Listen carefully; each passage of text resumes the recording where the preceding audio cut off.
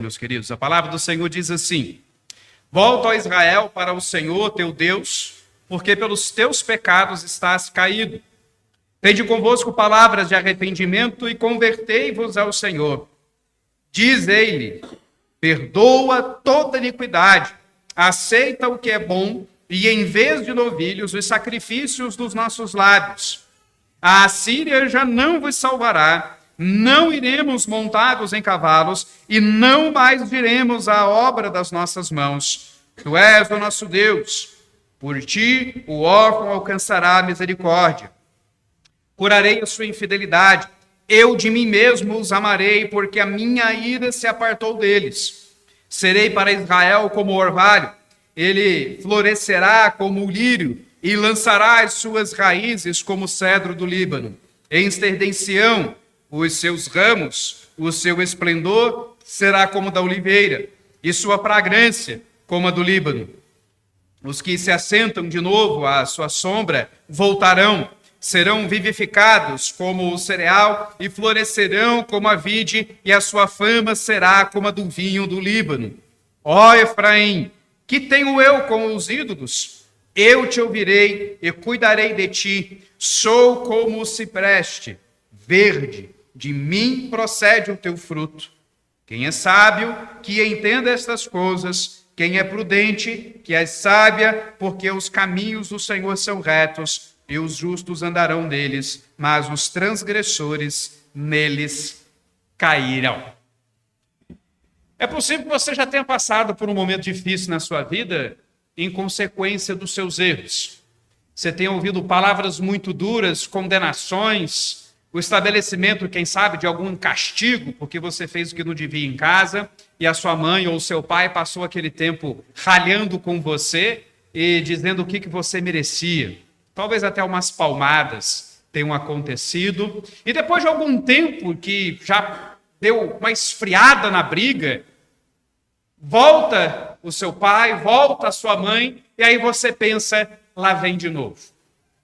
Vai começar tudo de novo. Porque tem pais que fazem render a coisa, né? Parece que não é o suficiente a primeira chamada de atenção, a primeira palmada, precisa de algo mais.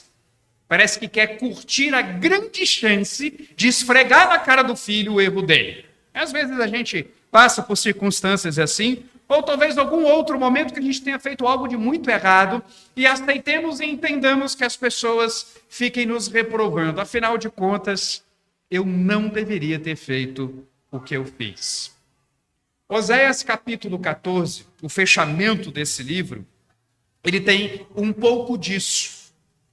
Deus passou um bom período da vida de Oséias ensinando a Israel o porquê que eles estavam sendo abandonados. Se você já leu o profeta Oséias, você vai lembrar que ele é aquele profeta que Deus havia chamado para casar-se com uma prostituta, uma mulher da vida, e que através desse relacionamento, Deus iria mostrar a infidelidade de Israel, e através dos frutos desse relacionamento, que eram os filhos de Oséias com Gomer, ele iria refletir os frutos da infidelidade de Israel diante de Israel. Era como se Israel tivesse tão afastado do Senhor que a simples pregação da palavra já não fosse mais o suficiente. Tem que desenhar, tem que encenar a coisa para que fique clara e patente diante dos seus olhos que vocês estão num caminho mau. E Deus usa assim a vida do profeta, que tem filhos, e a mensagem por esses filhos, ela começa uma mensagem dura. Deus dizendo para Israel que por terem abandonado o Senhor, Deus os estava abandonando. Israel aqui, reino do norte, já dividido do reino do sul, Judá. Um povo que estava experimentando um avanço econômico e territorial, conquistando terreno. Conquistando, portanto, também rotas comerciais. Fazendo associação com povos e nações vizinhas que estava trazendo grande lucro. Israel estava prosperando, só economicamente, só geograficamente, só politicamente, porque espiritualmente Israel estava indo de mal a pior. Todo tipo de idolatria, todo tipo de infidelidade estava no seio de Israel, mas principalmente aquilo que Deus, já no primeiro capítulo, chamou a atenção: o desejo sanguinário de seu rei, que dizimou toda a casa de Acabe, foi levantado pelo Senhor como uma acusação sobre um povo que estava se construindo ou estava se erguendo com base na infidelidade, no pecado e no distanciamento de Deus. O livro de Oséias é um livro sobre a apostasia de Israel. E quando ele vai se fechar, você pode pensar, mais um capítulo que Deus vai puxar a orelha de Israel, mas eles merecem. Mas então você tem uma mensagem aqui muito interessante. Uma mensagem que nos faz olhar, antes de tudo, queridos, para o fato de que estamos falando com um povo que é descendente ou um povo que existe por causa da aliança de Deus com Abraão. Um povo que se estabeleceu por causa da fé e que tinha sua razão de existência, portanto, segundo as promessas de Deus.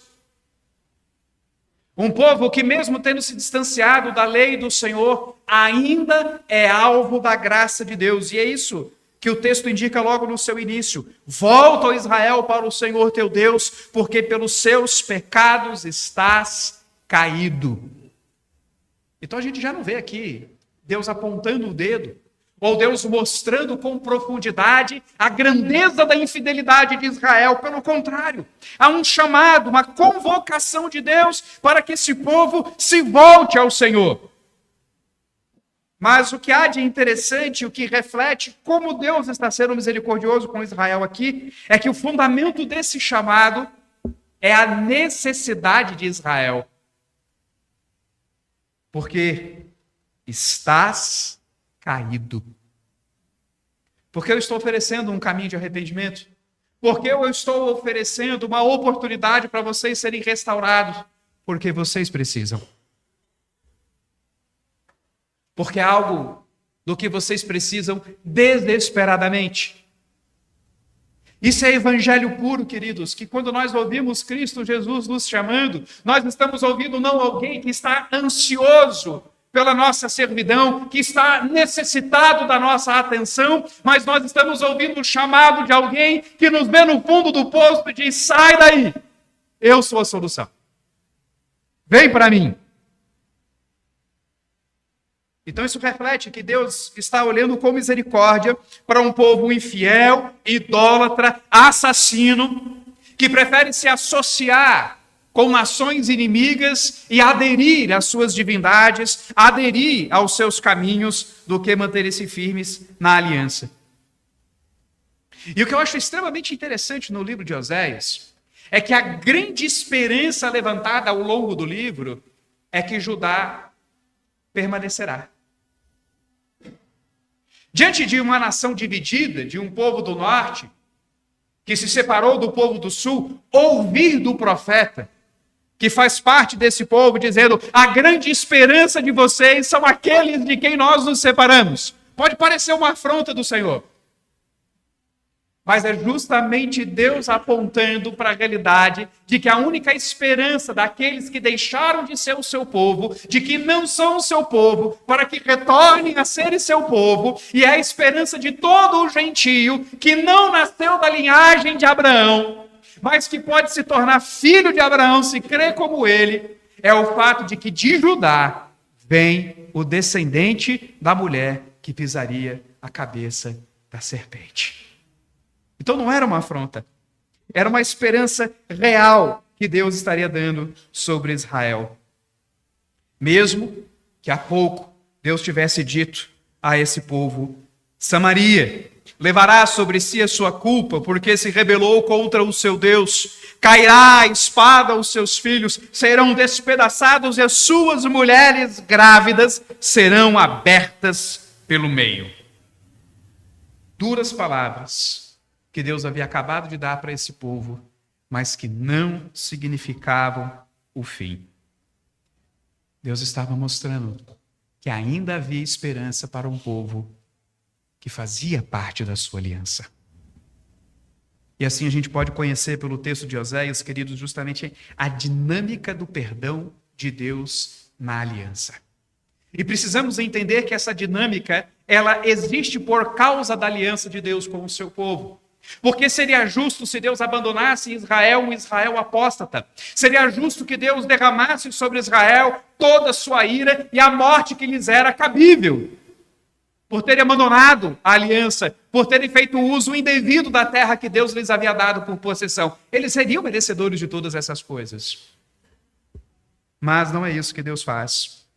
Por causa da aliança, porque os pecados deste povo estariam na pessoa de Cristo Jesus, é que Deus traz algo para o contexto da aliança, que é o seu perdão, que só aqueles que desfrutam dessa aliança podem desfrutar.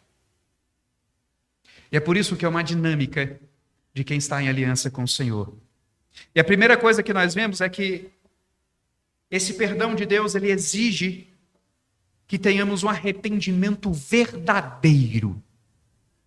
E como isso se expressa aqui no texto? Nós vemos 3 coisas interessantes aqui que apontam para o arrependimento verdadeiro. Primeiro, palavras de arrependimento. Palavras de arrependimento. Esse Israel que desandou a língua contra o Senhor, que usou seus lábios para adorar ídolos, para apregoar falsas religiões, falavam mentiras, enganavam uns aos outros, faziam negócios escusos. Interessante que um dos pecados que Oséias traz sobre o povo é que eles eram estelionatários. Eles usavam de ardis para poder enganar a pessoa e obter lucro, enquanto a pessoa tinha prejuízo. Então vejam, era um povo que usava a sua boca para aquilo que era mal. Por isso o texto nos diz: tende convosco palavras de arrependimento e convertei-vos ao Senhor. Dizei-lhe. Veja como Deus quer que nós rendamos os nossos lábios a Ele. Veja como o arrependimento verdadeiro, ele precisa transparecer em palavras que reflitam a realidade interna. E não adianta nós falarmos palavras vazias, não adianta dizermos simplesmente as coisas, sem que isso seja fruto do que há em nosso coração. O Senhor conhece o nosso coração. E é por isso que, quando pedimos perdão ao Senhor, nós precisamos dizer diante de Deus quem eu sou, segundo os meus pecados, para que então eu possa, com profundidade, entender a resposta de Deus para o Evangelho para dizer quem eu sou em Cristo Jesus. Quando eu olho indevidamente para uma outra pessoa, eu preciso dizer diante de Deus: eu sou um adúltero. Quando eu desejo ardentemente aquilo que pertence ao outro, eu preciso dizer diante de Deus: eu sou um cobiçoso. Quando eu tenho vontade de esganar quem me fecha no trânsito, eu tenho que dizer diante de Deus: eu sou um assassino. Quando eu uso do caminho fácil para me livrar dos meus problemas e uso de uma mentira, eu preciso dizer diante de Deus: eu sou filho do diabo, eu sou um mentiroso, Senhor. Eu preciso encarar a realidade de quem eu sou. Eu preciso nomear os meus pecados. Porque quando evitamos ou temos vergonha ou nos sentimos constrangidos na presença de Deus, estamos refletindo simplesmente que a única coisa que nos importa é o conforto do nosso coração. É não enfrentarmos circunstâncias que sejam difíceis, desconfortáveis. Estamos cuidando simplesmente da nossa autoimagem. São palavras vazias. Assim também, por isso, essas palavras elas devem ser frutos de alguém que verdadeiramente se converteu. Alguém que vai diante de Deus, ouvindo o seu chamado: convertei-vos ao Senhor. E é só assim que as nossas palavras serão verdadeiras, porque é só diante da verdade que é Cristo Jesus, é só diante da verdade da palavra de Deus que somos lidos, interpretados, o nosso coração é exposto diante de nós e vamos entender perfeitamente onde estamos. É quando encaramos a luz do mundo. É que compreendemos o nosso coração e percebemos o quanto necessitamos do Senhor.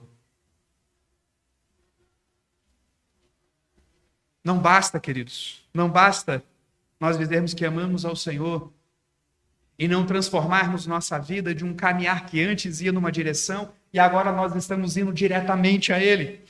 Senão todas as nossas palavras serão vazias, senão o amor que nós declaramos será um amor vazio. Como João nos disse que seria amar só de palavra. Não, temos de amar de fato e de verdade. Por isso exige conversão e submissão.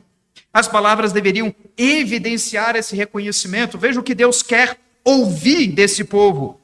Perdoa toda impiedade, aceita o que é bom e, em vez de novilhos, os sacrifícios dos nossos lábios. Só lembrarmos do rei Saul.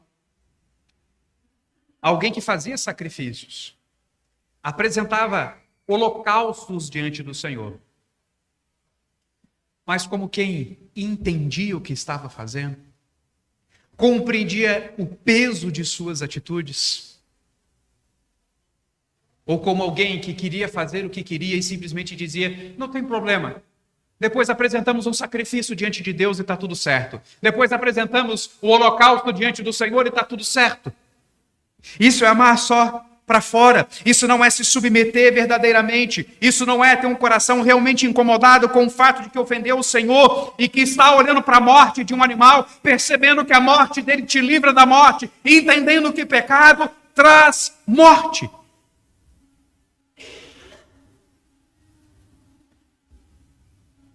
Precisa ser algo que verdadeiramente se submete a Deus e que antes está interessado em agradar ao Senhor com a justiça e não em tentar tapar buracos diante de Deus. Deus não quer pessoas que vão diante dele com aparência. Parecem crentes. Suas palavras parecem verdadeiras. Parece que ele entendeu o evangelho. Cumpre ritos, vem à igreja, lê a Bíblia, ora, ouve o sermão após o outro. Mas no fundo, não é real. Esse Deus dispensa. Esse Deus conhece o seu coração, como Cristo quando contou a parábola da ovelha perdida. Eu lembro até hoje do susto do seu Jamil quando eu expliquei essa parábola. O presbítero Jamil falou, não é possível. Tem pastor famoso usando a parábola errada aí. 99 não é 100. Está errado. O intuito de Jesus não era juntar 100 ovelhas. Jesus, ao ver os fariseus ali falando coisas, desandando a língua a falar bobagens, fazendo pouco caso dele e daqueles que vão após ele, ele conta a parábola. E faz aquela pergunta absurda. Que pastor tendo 100 ovelhas, perde uma, não larga 99 no deserto e vai atrás dessa uma que se perdeu? Nenhum. Só se você for bobo. Você vai largar 99 ovelhas no deserto. Para as feras do deserto comerem, para ficarem lá ao léu, por causa de uma. Não vai. Mas o que Jesus está dizendo é justamente isso. Eu prefiro essa uma que se arrepende do que 99 de vocês que não precisam de arrependimento. Deus não se engana com as nossas aparências. Deus sabe o que vai em nosso coração. E é por isso que a dinâmica do perdão na aliança exige palavras de arrependimento verdadeiras, exige de fato, queridos, um arrependimento verdadeiro que se expressa em palavra, conversão e uma submissão real diante do Senhor. Porque o nosso Redentor foi submisso até a morte e morte de cruz. Deus não afastou dele o cálice para que você não bebesse desse cálice. E porque eu usufruo desse cálice, queridos, justamente porque eu estou em aliança com o Senhor. E o meu representante, o segundo Adão, entregou sua vida em meu lugar. Em segundo lugar, queridos, nós vemos que a dinâmica do perdão nos coloca numa posição em que nós nos tornamos passageiros na misericórdia de Deus, porque recebemos do Senhor a cura, a solução. Quando você olha a lei do Senhor, quando você se depara com quem você é verdadeiramente, você tem de chegar a uma conclusão: eu não consigo.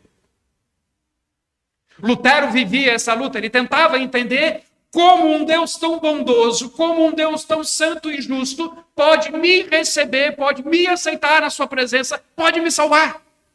Até que ele entende a justificação pela fé e começa a compreender que não é por causa de coisa alguma que há nele. O inferno viria por causa do que há nele, por causa do que há em você, por causa do que há em mim.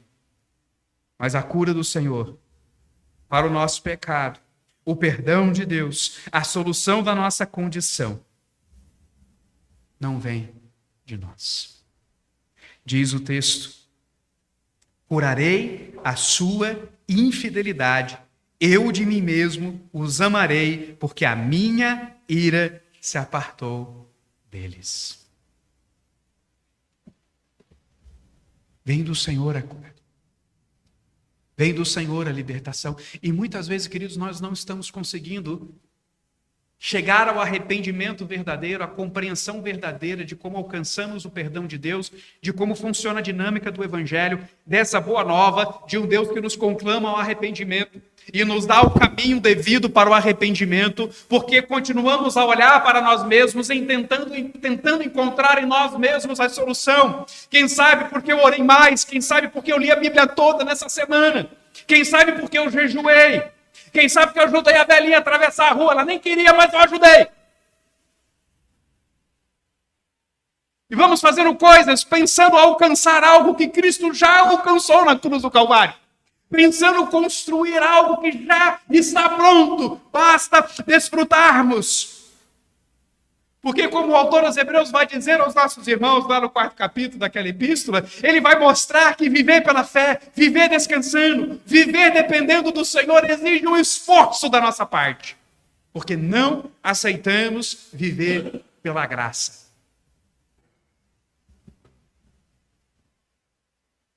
Ou você acha que o espírito do fariseu não está aí no seu coração também?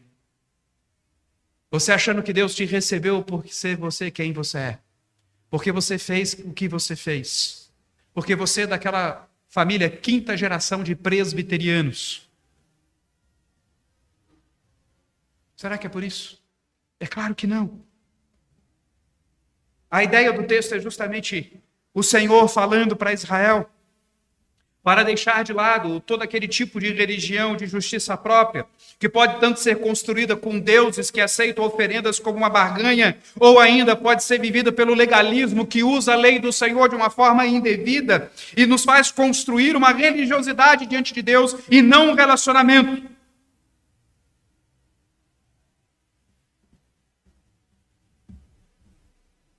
Um relacionamento em que eu descubro que a grande motivação de Deus está nele mesmo. Eu de mim mesmo os amarei.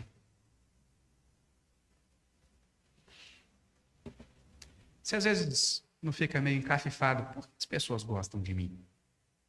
Não eu sou bonito. Mas você não fica pensando, por que as pessoas gostam de mim?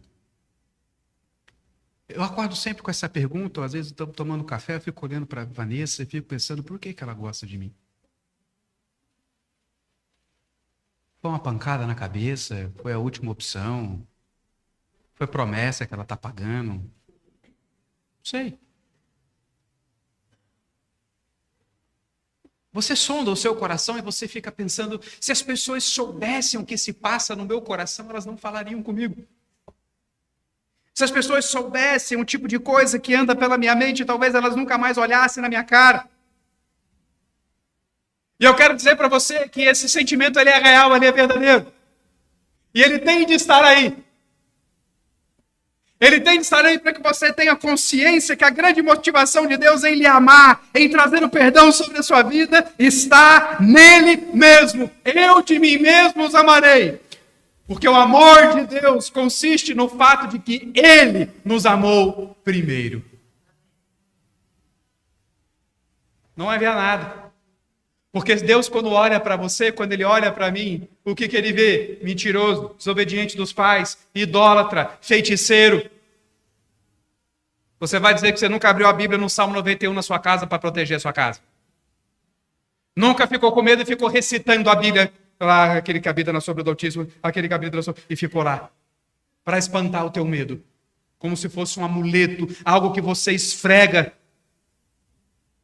tentando fazer dar certo. Quantas vezes você não achou que o lugar onde nós estamos poderia fazer uma grande diferença na sua relação com Deus? Isso é confiar em algum outro poder que não no próprio poder de Deus. Você é um feiticeiro. E por que Deus amaria a gente como você e eu? Por que Deus faria isso? Ele diz, porque eu quero. A mudança, queridos, portanto, vai alcançar a todos. Diz o texto aí, estender-se-ão os seus ramos, o seu esplendor será como da oliveira, a sua fragrância como a do Líbano. Veja como Deus está demonstrando que a motivação que há dentro dele é algo tão poderoso que vai se estender, vai crescer, vai aumentar. Os que se assentam de novo, a sua sombra voltarão, serão vivificados como cereal e florescerão como a vide. A sua fama será como a do vinho do Líbano. Não há limites, não há fim para aquilo que Deus quer fazer. Ele quer fazer algo, não singelo, não pequeno, mas Ele quer trazer uma grande transformação, que só é possível se você for alvo da graça de Deus, se você receber do Senhor a cura. Não foi porque você orou bonito. Não foi porque você rangeu os dentes. Não foi porque você teve uma postura diante de Deus que você acha que é mais fervoroso, que isso vai atingir o Espírito Santo e vai fazer com que ele se mova na sua vida. É porque Deus quer. Cristo não veio nos salvar porque você deu essa ideia para Deus. Cristo não representou você na cruz do Calvário porque Ele não teve uma outra opção. Ele é bom demais, como é que eu não vou representá-lo? Já pensou um sujeito desse na minha igreja, no meio do meu povo? Eu preciso dele. Não. Ele fez isso porque ele quis. Ele fez isso porque as motivações estão internamente neles, porque nada em nós o convenceria. É por isso, queridos, que o chamado do Evangelho é o chamado do nosso Redentor, dizendo: vinde a mim todos vós que estáis cansados e sobrecarregados, e eu vos aliviarei. Tomai sobre vós o meu jugo e aprendei de mim, porque eu sou manso e humilde de coração, e achareis descanso para a vossa alma, porque o meu jugo é suave e o meu fardo é leve. Mas isso só é possível se você entrar nessa dinâmica e perceber que o perdão de Deus age na sua vida por meio de sua graça. Não por quem você pensa que você é. Não por causa das suas ações. Eu não estou dizendo aqui que o perdão de Deus, que a presença do Evangelho em sua vida não vai impactar o seu comportamento, não vai impactar a sua vida. O que eu estou dizendo é que essas coisas são resultantes e não causadoras. A santidade em sua vida não convence Deus a lhe perdoar. A santidade sobre a sua vida é o perdão de Deus florescendo, frutificando, como os cedros do Líbano, e você se assentando à sombra do Senhor. É isso. Ah, queridos, se Israel tivesse descansado no Senhor, eles não teriam feito alianças com povos inimigos. Se Israel tivesse se colocado nas mãos do Senhor, eles não teriam temido grandes nações. Se Israel tivesse confiado no Senhor, eles não teriam sido conduzidos ao cativeiro. como em seguida o foram. E eu acho interessantíssima essa dinâmica dentro dos profetas. Durante um período, os profetas diziam: arrependei-vos e o Senhor vos livrará da morte. Mas livrará vocês dos seus inimigos. Mas chega um momento que Deus diz: livrar-se dos seus inimigos vocês não vão mais. Mas se vocês se submeterem a mim e entenderem que os seus inimigos é a minha disciplina sobre vocês, eu os livrarei da morte. Vocês viverão.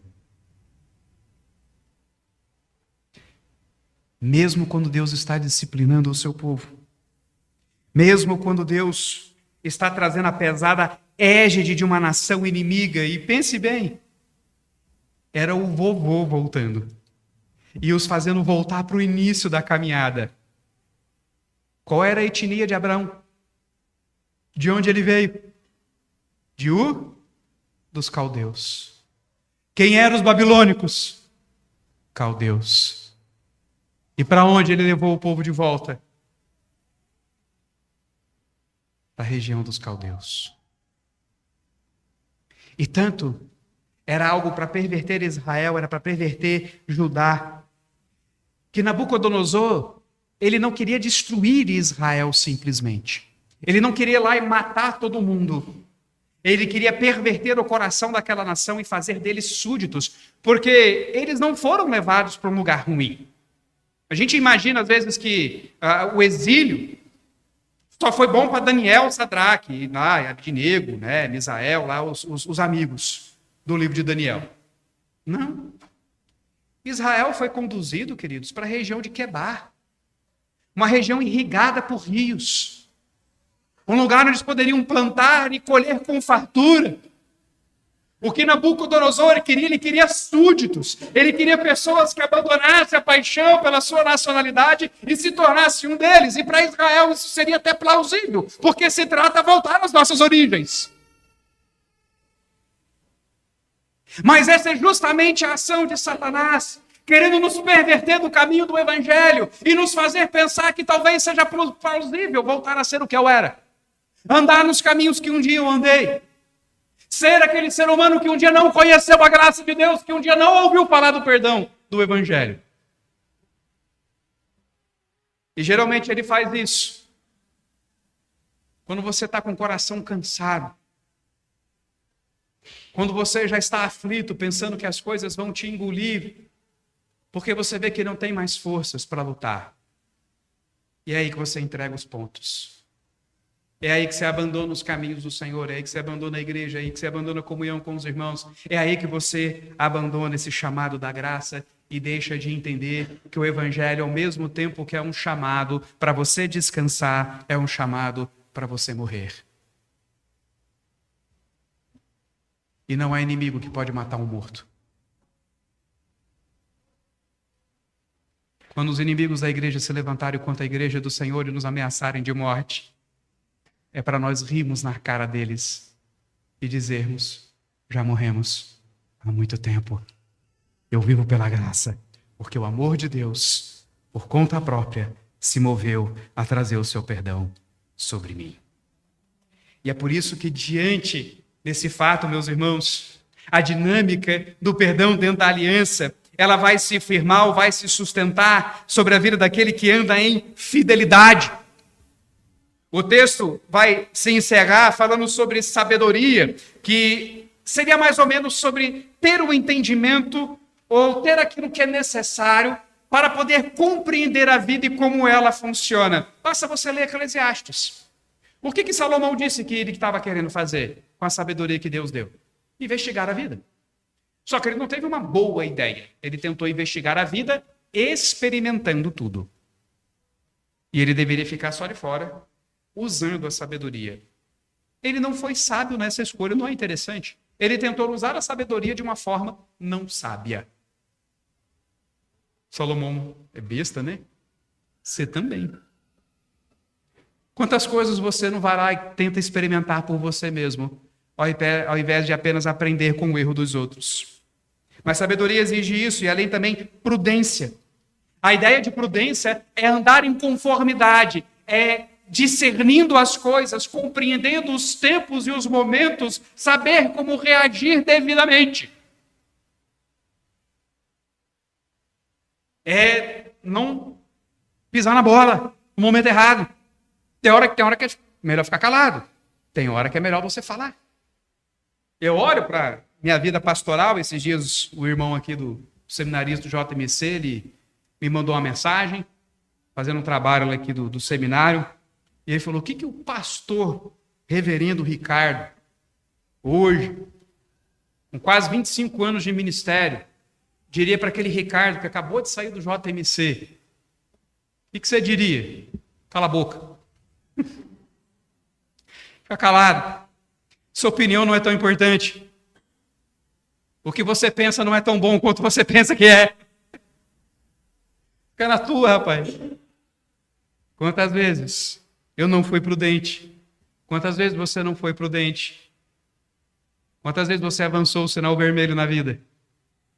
Atravessou a rua fora da faixa? Quantas vezes você provocou a pessoa errada? A prudência me faz compreender o que é andar em conforme com as circunstâncias. Alguém que sabe e não anda em conformidade, no fim das contas, não é sábio. Então a gente percebe que o nosso profeta aqui, ele está trazendo coisas que se complementam. Não há sabedoria sem prudência, e você também só vai poder ser prudente se você for sábio e souber analisar as coisas. Mas a questão aqui é que nós compreendamos onde nós estamos de fato e o quanto nós precisamos do perdão de Deus. Para que percebamos a necessidade da nossa fidelidade ao Senhor. Temos recebido tudo pela graça de Deus. Temos recebido tudo das mãos do Senhor.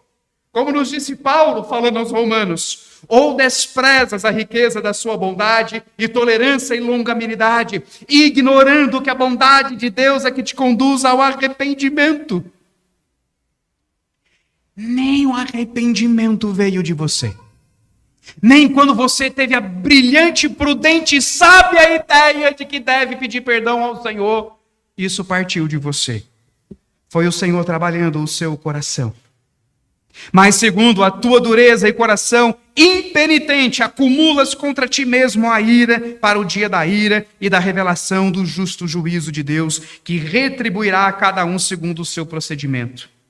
A vida eterna, os que perseverando em fazer o bem, procuram glória, honra e incorruptibilidade. Mas a ira e indignação aos facciosos que desobedecem à verdade e obedecem à injustiça.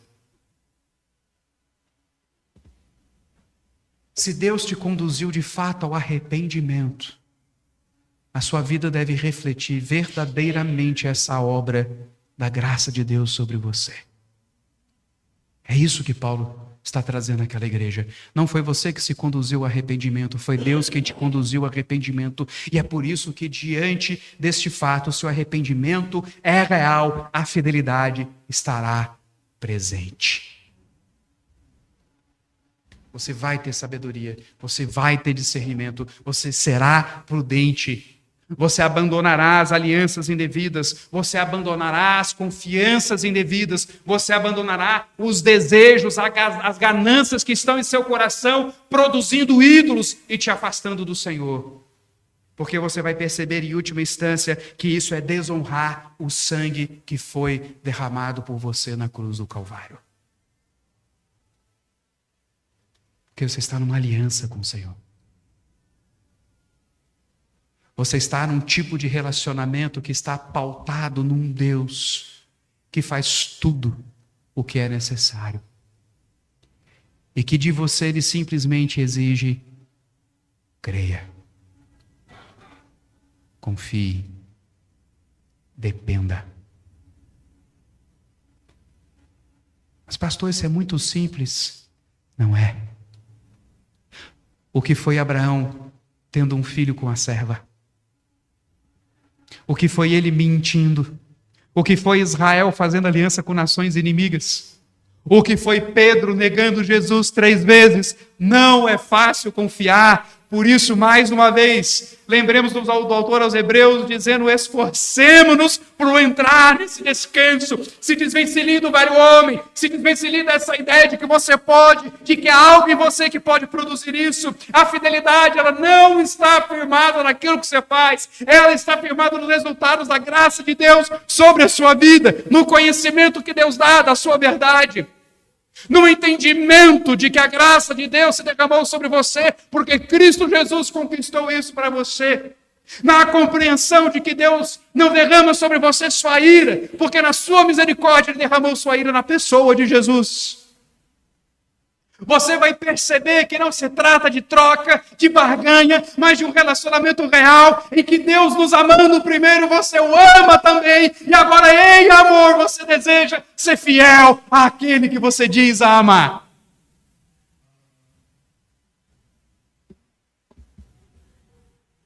Porque na infidelidade não há amor. E se teu amor é real, a sua fidelidade estará aí. Não é você se garantindo, é você desfrutando uma das coisas mais maravilhosas que Deus nos deu a desfrutar na salvação. Que nós podemos falar da nossa fidelidade ao Senhor, mas podemos falar também do fato de que Deus nos deu uma certeza de que Ele vai cumprir as suas promessas, é a certeza da nossa salvação. E a nossa confissão de fé é tão sábia, ao nos lembrar que essa certeza não pode estar firmada em nenhuma tolice a nossa, em nenhuma coisa que não tenha argumentos bíblicos, por assim dizer. E aqui eu estou simplificando. Não adianta você achar que é salvo porque é salvo. Não adianta você achar que é salvo porque você quer, porque um dia você simplesmente confessou que Jesus é o Senhor e Salvador da sua vida. Se não houver frutos na sua vida, essa obra não é real em você.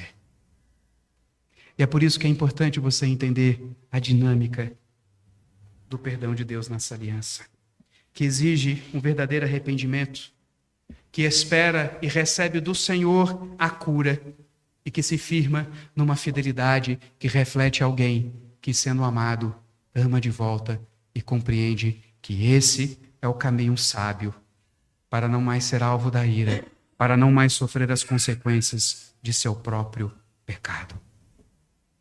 É uma dinâmica que se move no poder de Deus, é sustentada no sangue de Cristo Jesus no Calvário e que necessariamente vai trazer um impacto sobre a sua vida.